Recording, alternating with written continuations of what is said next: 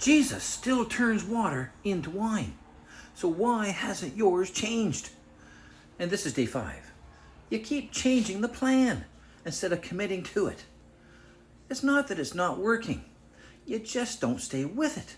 New idea, new plan, new approach. You keep switching before anything has time to work. Consistency builds results. Constant change destroys them. You don't need a better plan. You need to stay with the one that you have. Stop switching. Start committing. You didn't quit. You just changed direction. New plan, new approach, new idea. And it felt like progress. It felt like you were adjusting. It felt like you were improving. But in reality, you were resetting your progress. Because every time you switch, you go back to the beginning. No momentum, no buildup, no time for anything to actually work. And then you look around and think, why hasn't anything changed? Because nothing has had time to to take root.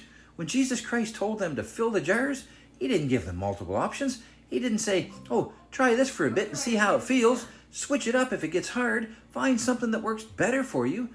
He gave one instruction. And they stayed with it until it was complete. That's what produced the miracle. Not creativity, not constant adjustment, commitment. Some of you are stuck in a cycle. Start, try, doubt, switch, and restart.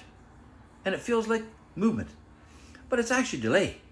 Because results don't come from starting over. They come from staying with it long enough to see it work.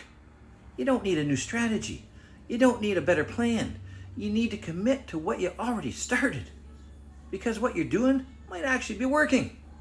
You just haven't stayed long enough to see it. This is where you break the cycle.